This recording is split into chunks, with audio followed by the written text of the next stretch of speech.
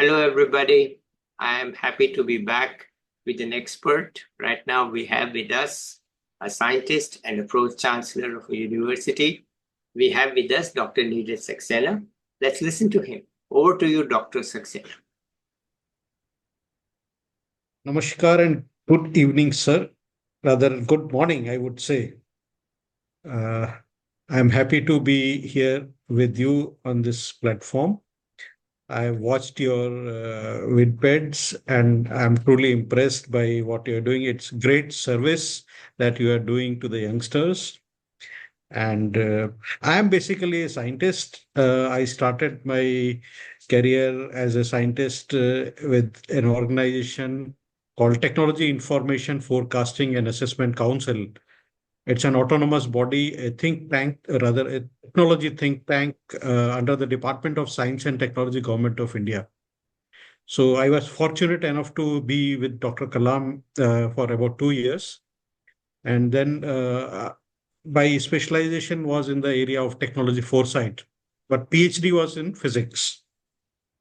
So I spent about 18 years in TIFAC, uh, involved in Technology Vision 2020 exercise and Technology Vision 2035, a document which was released by Prime Minister Mr. Modi during the Indian Science Congress in 2016. And then I moved to AICTE, All India Council for Technical Education, and I served there for 5 years as an advisor there. And then I took voluntary retirement, and presently I am pro-chancellor of JIS University in Kolkata. So that was about me, and I've been very closely watching the scenario in education. And since I was in AICT, and before that, I was associated with foresight exercise in the domain of education for the Technology Vision 2035 document that was prepared and released by the Prime Minister. So I have been looking, even though I've never been a educationist or a teacher, but being a technology foresight person and with close association with educators, I have been looking at the educational space, the landscape in a different way, and I've been writing a lot of blogs on them. And today I'm going to talk about one of the concerns that I've felt. That there are misalignments, or rather fault lines, in our education system. So it's not just higher education I'm going to touch, but the entire spectrum. So to analyze those the fault lines or misalignments, I I've taken Bloom's taxonomy as a framework. So if you look at the levels of education that we have in India, there are six. We have lower primary, we have upper primary, then secondary, senior secondary, undergraduate, and postgraduate. Postgraduate includes the doctoral also. So fortunately, we have six levels of Bloom's taxonomy also. And any person who learns goes through these six stages or six levels of learning process. So at the bottom is remembering, then comes understanding, then uh, application of knowledge, then analysis, evaluation, and creativity. So I've tried to map this and come to the conclusion that uh, primary education, the lower primary education, should be focused on remembering. The kids should be trained on remembering. As they move up, they should be trained into understanding the things. Now, this includes numeracy and alphabets and words and things like that. As they move up, when they move up into the secondary level, they must start applying the knowledge and get into analysis of it. Now, what actually happens is, when we have we must also remember that kids learn differently. than the adolescents. Adolescents explore things and in the process of learning, whereas adults, they learn by experiencing. Mhm. Kids learn by rote memorization. So there is a difference.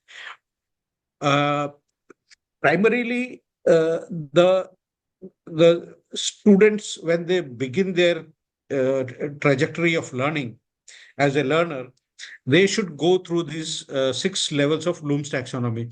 So uh, when they cross secondary, they must be equipped with the skills of application of knowledge and analysis. They should be capable of doing that. And then when they are into higher education, they must be skilled enough uh, at the previous level to acquire the skills of evaluation and creativity. Now, the problem is when our students, when they move into secondary, they are still taught like the kids. They are forced to memorize things and understand. Now, that is not the way. The primary education is primarily dependent on books and teachers. Now, the teacher reads from the books and places it before the students to memorize. When students move into the domain where they have to acquire the skills of uh, application and analysis, they have to step out of the world. They have to step out of their classrooms. If they are still with the books, they will memorize. They will tend to memorize. But if they are forced to, look at, have a window of the world, they will try to correlate the things. They will try to relate the things as they see and what they learned in the classroom. So this type of training is required at the secondary level, where the students start to apply knowledge and also analyze. Now, these are totally missing. And the evidence comes from the question papers. All the questions that they are asked in the examinations are primarily to test their memory. Yes. So, what? So, this is a failure at the secondary education level. And this failure to impart the skills of application and analysis at that level has resulted in creation of coaching industry. No, these coaching institutions do exactly, train them on analysis and applications. School should do it, but they are not going beyond the classrooms. The teachers don't go beyond. They are too restrictive in their approach. And as a result, we have this coaching industry. Now, those students who have to reach the higher level of educations, they are supposed to be having those two skills and be ready to acquire the skills of evaluation and creativity. Now, this is Bloom's taxonomy. So, and in a taxonomy, if you acquire the higher skills, you automatically take care of the lower ones. But the problem with our system is that we believe that at each level, we have to teach students to remember or understand. So this mistake is not only done in secondary level, it persists even in the higher education level. So you will find that most of the students in engineering college or medical or whatever, undergraduate and postgraduate, they still have to mug up things. And Yeah. to pass the exams, they have to still remember things. And in the process, after the exam, after they pass the exam, they forget everything. So there is no learning at all. It's all education that they have completed, but there is no learning. There is no proof of actually learning, because that part of, you challenging their mind was not there. Yeah. They were forced to memorize things, store the things in their head, but never approached, never challenged to use their mind to solve a problem. Yeah. So this has been a problem, and I've tried to map these and come to this conclusion. Now, it may occur that, how can you map these two things? So I found another framework, and it originates from ancient India. Now, in ancient India, we had gurukuls, and we had six type of teachers. The one who gave information was called as adhyapak. Yeah. The one who gave knowledge was called as upadhyay. Yeah. One who gave skills in addition to the previous two things was called acharya. Yeah. Then we had Pandit who would give deep insights into the subject. We had then Drishta who would be a visionary, and at the top of the hierarchy was a guru who would Yeah. awaken the wisdom. Yeah. Now it is we had such a beautiful system, and if you look at the topmost hierarchy, evaluation creativity cannot be done with the books. Yeah. The moment you hand over books to the students, you cannot expect them to be creative. They will only go for the knowledge which is already existing. Yeah. So we do not open up the world for our students to actually think. So similarly, if a guru is a pakka, a bookish person, he can never be imaginative. He can never be thoughtful. So this is a kind of, in a way verifies my mapping of educational levels with the Bloom's taxonomy levels. And then this third framework of the gurus we had.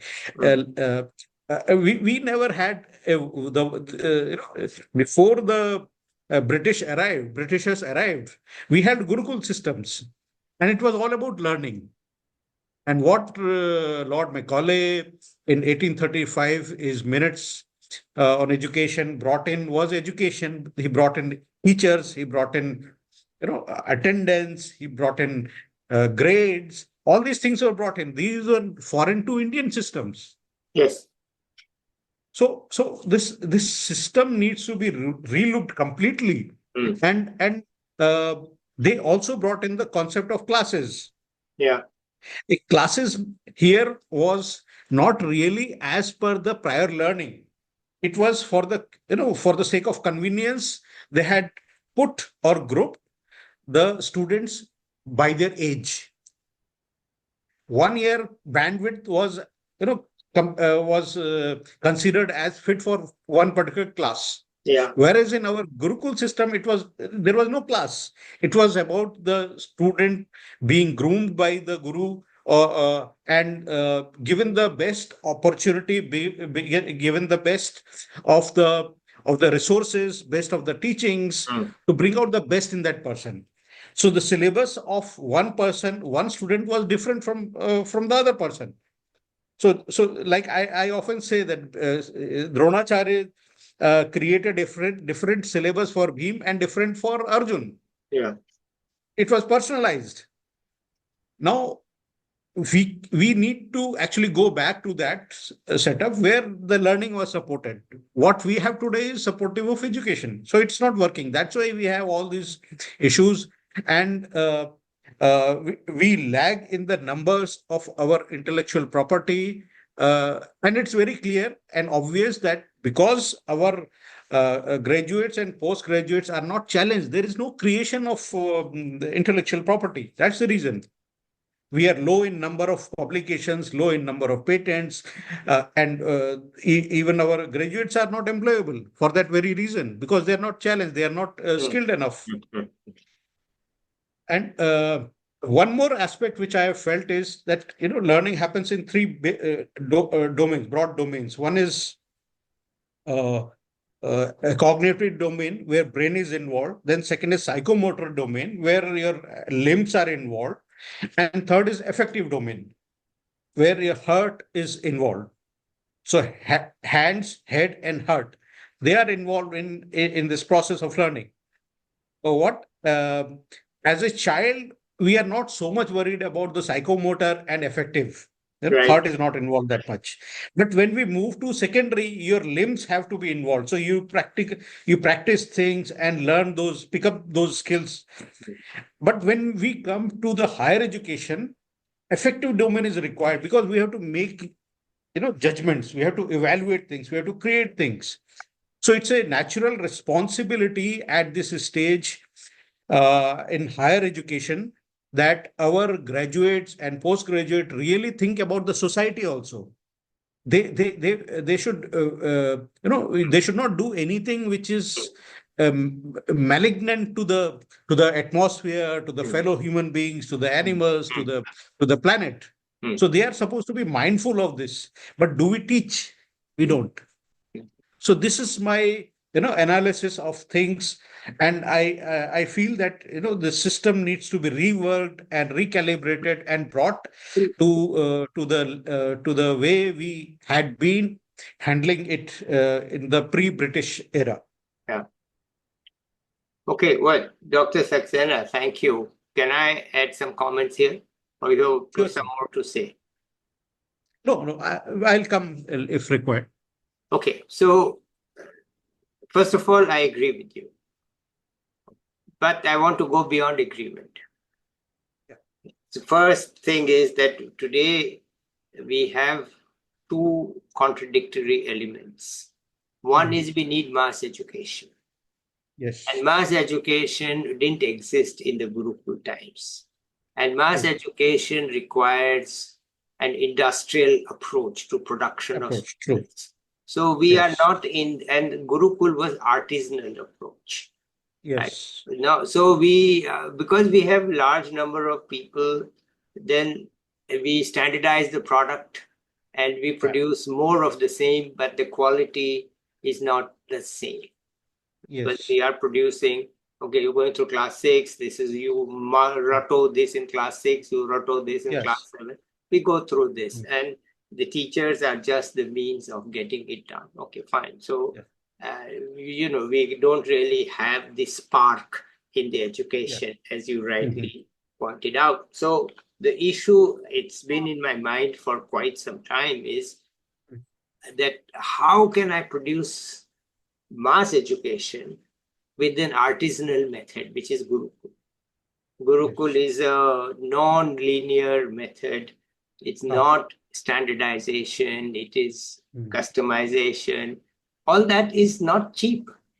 It Mhm. takes a lot of effort and time, and yet we need to have only X% of the budget for education, and we need to handle so many people. So my thought for some time has been that we cannot really change the education system, Mhm. but we can create a parallel system. Mhm. And today's new technologies allow that. And that parallel Yeah. system should be self-selection, okay? Basically Mhm. aimed at the students who are by nature creative, who are looking to do something. So who, Right. the parents also say, look, focus and get your exams right, get your marks right. There are Mhm. only a few who will be able to escape that because either they are gifted or their parents are Mhm. progressive. So for them, let's call them as a shorthand gifted, Mhm. or let us say that they are available for alternative opportunities. Otherwise, parents from class 8, they are saying start studying for IIT. So where is the Mhm. time to do anything else? You are focused on IIT from class 8 or 9, Right. whatever it is. There's some now, I believe, they start in class 7, that you better Mhm. start focusing on what you need to do for IIT. So then there's no other True. focus except studying for Mhm. IIT. So, but if we have 10-15% of the students who are not bound in that way, either because for whatever reason, I don't want to go Mhm. into the details, then maybe we can create some kind of an e-Gurukul for them, Mhm. so Yeah. that it is a system in which they voluntarily join, and Right. we could have all the uh, things that you explained to us in the Gurukul. This was there. How we could have all of them, and we could have we could handle a class of 20, 25 through WhatsApp video, whatever is the new Mhm. technology that can work for them. And we can connect them to, today India has many people who are mentors, who are seniors. I'm working with one organization who can devote some of their time to have Mhm. these roles so that they need not be full time, Full time. Yeah. We can tap the part-time enthusiasm and energy of mid-level and senior people who can say, listen, once a week, I can hold a session of 1 hour with your young people. Right. I can guide them in this way. And I know them, right? I know them by name, I know them.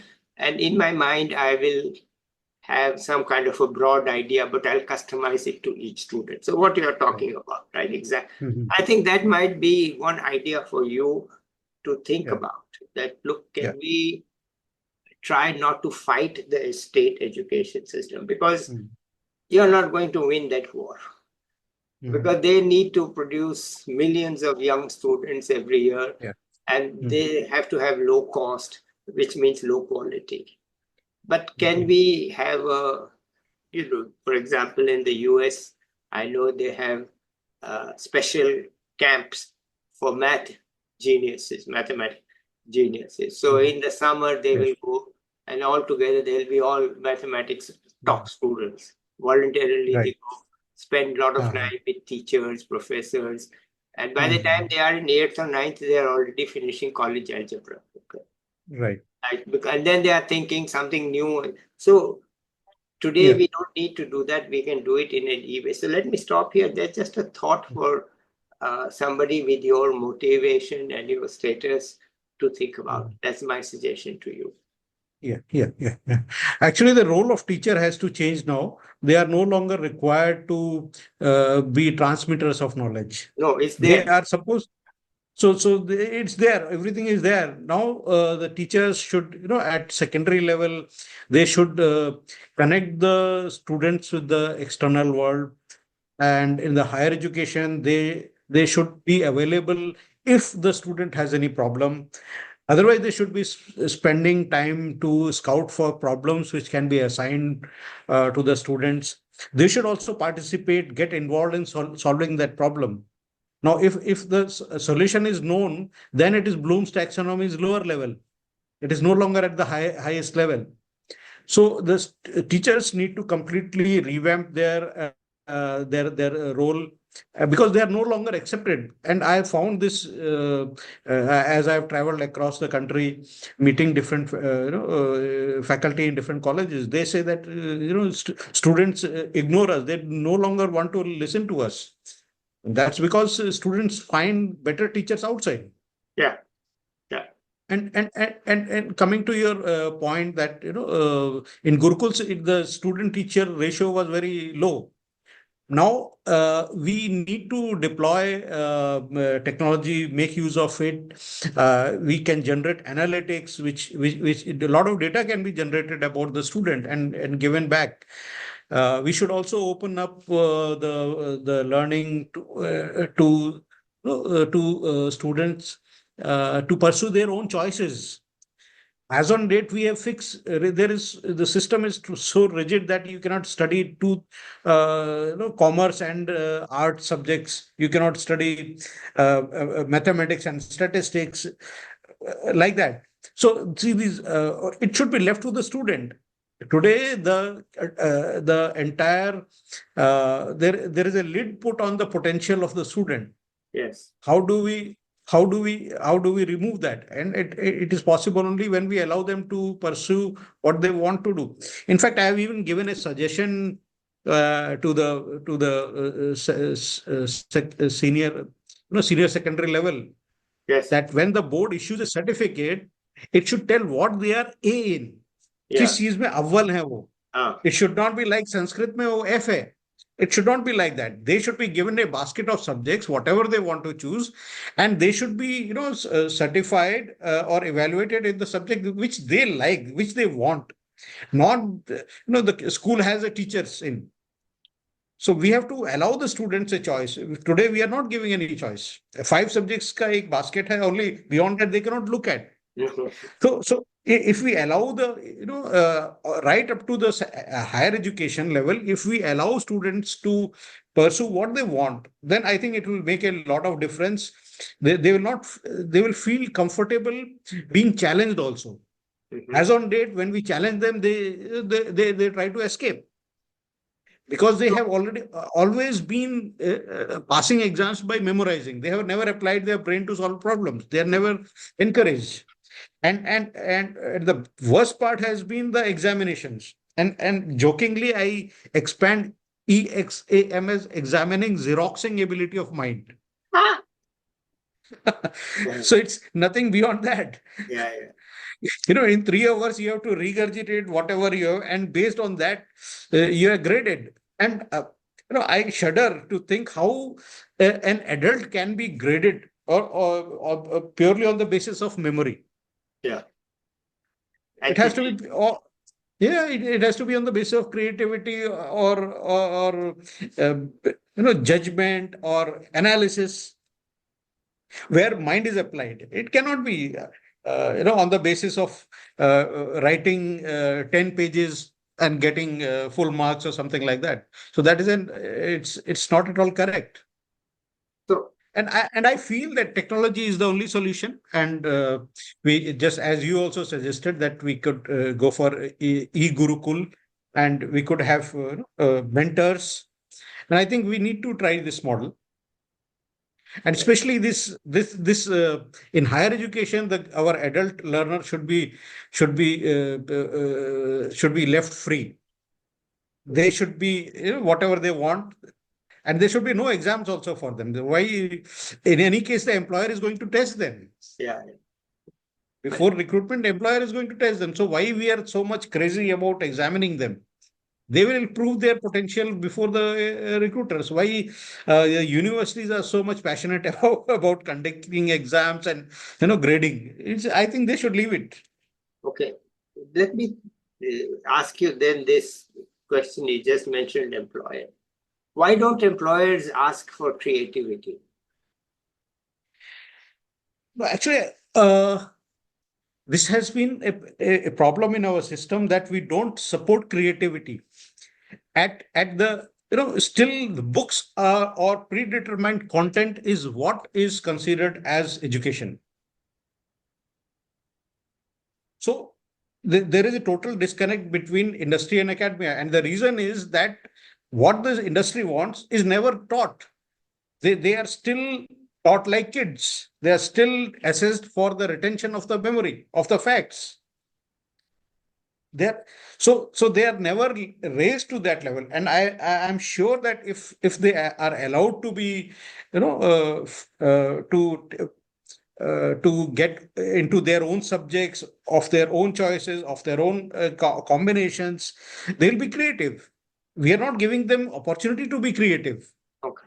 And since industry knows that they are not supported for creativity nor tested for creativity, there is no way the industry can be assured that they are creative.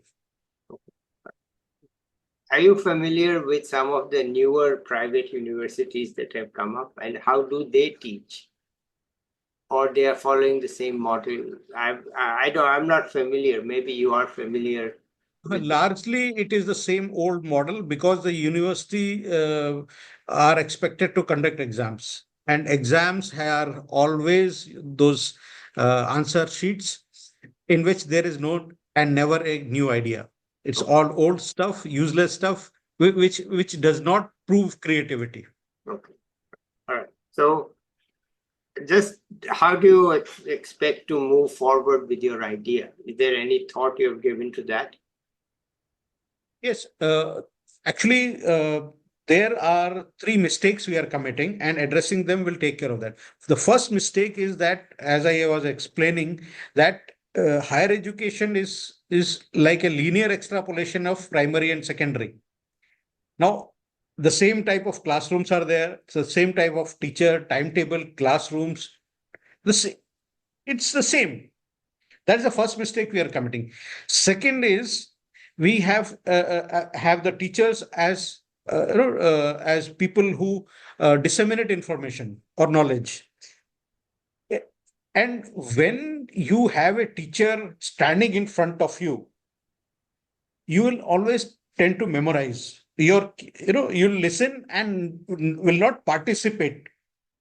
So there will be one unidirectional flow of information, and the right to handle the adult learners, the teacher has to be at the back. It should not be in the front. You should find a place at the back. And if you look at the Guru Vashisht and Guru Dronacharya, when they are teaching their disciples, they stand at the back so that they are able to see how their disciples are handling things. Once they are in front, they will only deliver sermons, and these fellows will only try to remember that. Hmm. So the teacher has to move from front to the back. And third is we need to do away with exams, which I was telling, examining, xeroxing ability of mind. So that needs to be stopped. Adult learners have to be treated in a totally different way. They cannot be like kids. So these are the three things. If addressed, we can take care of the higher education. And this approach is actually called as heutagogy, which is self-determined learning, self-paced learning, and reflecting. Hmm. So these are the key features of heutagogy. Mhm. What we are doing now is continuing with pedagogy, which is meant for the kids, and Right. apply the same principles for the higher education, adult learners. So this is the mistake we are committing. If we rectify, then things will improve.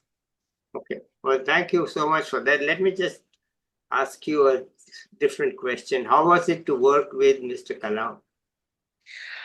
He was a very soft person, soft spoken, very gentle, and he would inspire. That was the greatest quality he had. And while I was working with him, I was a junior scientist, so there was no way I could officially get one laptop. Uh, and since he realized that this young man is doing some work and he required so he gave his own laptop to me. So I used it for about about 1 year. Wow. That means he was so caring, and he understood the problems and took care of his people. And whenever he came to my organization, that is TIFAC, he was chairman of TIFAC. So whenever he would come, he would ask us to repeat after him. Uh, Low aim is a crime. Think big. Uh-huh. Uh-huh. So that's what he used to urge all of us, make us Hmm. take a pledge that we will think for the country. Yeah. Well, okay. Anything else you want to add here? No. Sir. I just said the same thing about Dr. Kalam in the recent Kaun Banega Crorepati, which I was participant. I know you have something else from your life that you want, some advice for young people, some tips for young people. Yes, definitely. First is that they should not fall into the trap of memorizing things. They should focus beyond memorization and grades. Grades are not really the true indicators of learning as we have them now. So the system overly emphasizes memorization and understanding. So they need to challenge to evaluate ideas critically, create new solutions, and look for opportunity where their mind gets challenged.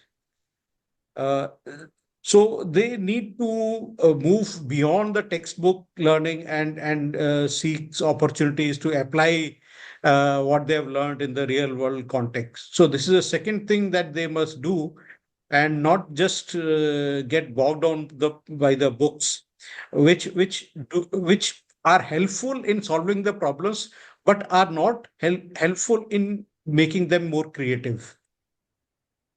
Then they should embrace self-directed learning. They should pick up subjects uh, or whatever interests them. They should not fall into the trap of the curriculum or the syllabus. Whatever excites them, whatever they are passionate about, they should pick up uh, over and above their academics, and pursue that with passion. And whatever we do with passion, we enjoy also. Otherwise, it's like a burden on the head. Mhm. So we don't enjoy what is forced upon us. So the youngsters must step out of their comfort zones and pick up the things that they are passionate about and work on that Mhm. and try to make a career in that. Okay. All right. Anything else you want to tell us? No, thank you so much. All right. Okay, good. So let's end it here then. I'll be back Okay, with the young person or an expert soon. Till sure. then, bye everybody.